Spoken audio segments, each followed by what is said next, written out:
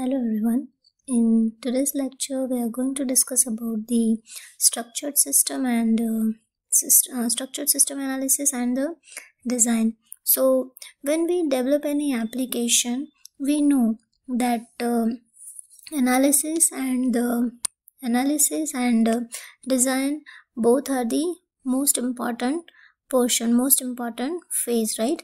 And to study or to do this job, to perform these phases clearly or the neatly, we need to take help of few modules and some techniques.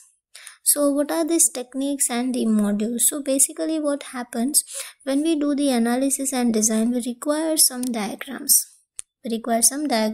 Along with the text to understand the system, to understand the requirement of the client, and for that so many different sub phases or sub tasks that we need to do.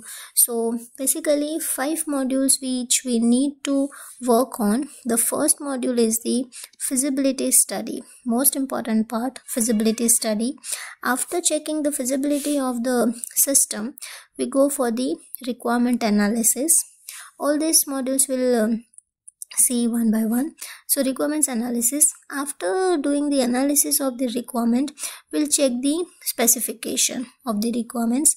Then we go for the logical system specification, and in the end we'll have the physical design, right?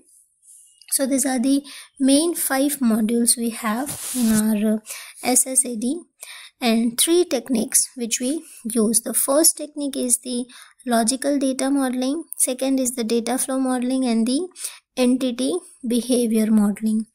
In particularly in this subject, we are going to focus on the feasibility study, requirement analysis, and the data flow modeling. Of course we will see this logical data modeling and the entity behavior, but in some other forms. So let's start with the feasibility study. So basically what is the meaning of the feasibility? So what happens when you get any project, right? As a company, when you get any project, so you need to check its a feasibility. The meaning of the feasibility study is how successfully a project can be completed. But before thinking that how successfully a project can be completed, we need to check, is it possible to develop, right? Because so many things which we need to think about when we develop any application, and that whole study about thinking, about analyzing all the parameters, we call it a feasibility study, right? We need to check about the profitability and the viability of the project and all the aspects, and that we call the feasibility study. So here we have the points of feasibility study. First point says, feasibility is defined as the practical extent to which a project can be performed successfully. Of course, we need to check that does it possible to do this project? Is it beneficial for the company? Will it be profitable? So all the aspects that we call the feasibility, right? So feasibility is defined as the practical extent. The meaning of the practical extent means we check each and every parameter. To which a project can be performed successfully. This study determines whether the solution considered to accomplish the requirements is practical and workable in the software or not, right? So we need to check for the solution. Means when some client comes to you, in that case, of course, it will come with some problem, right?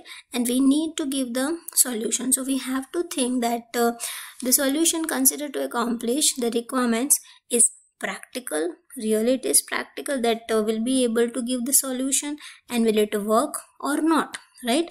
What if it might be possible that the client has a existing software, right? He is already using some software. So in that case, and suppose it's a new software, even in that case we need to check it, right?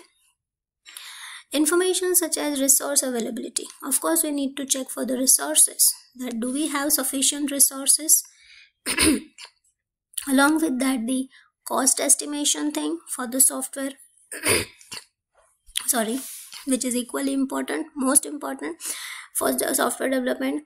Then benefits of the software to the organization, right? If I'm developing something, it should be beneficial for the organization after it is developed, and cost to be incurred on its maintenance are considered during the feasibility study. So the main objective of the feasibility study is to establish the reasons for developing the software that is acceptable to users, right? Very, very, very important word, reasons, right? Either you are going to develop, or suppose you are not going to develop, you need to give reasons, you need to justify your decision, right? And for that, its feasibility study is there. So software that is acceptable to users, adaptable to change, right? Because when you develop a software, suppose it's an existing or suppose it's a new, so many changes it brings in organization, in people, so many things, right? And comfortable to establish standards, like it is not like that you can develop any application, right? Being a company, you cannot develop any application. So of course you need to check that the conformable to the established standards, right? It should establish some standard when you are developing an application.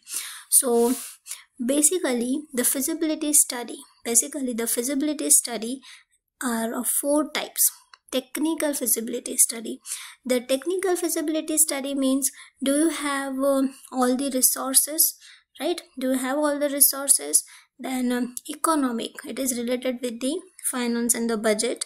Then operational, do you have infrastructure and all? And the schedule, that is the time limit. So these are the types. Now let's see all these types. So these are the types of feasibility study. So you can ask or you can understand this way, right? Like technical feasibility. So does the company currently have the technological resources to undertake the project? Technical or the technological. When suppose someone is saying that I want to develop an application in Java. Do I have Java? Suppose it's a .NET. Do I have .NET? Right? If it's SQL, do I have SQL? Right? So all these things we consider it in the technical feasibility study. Then the second is the economic feasibility. Of course, cost benefit.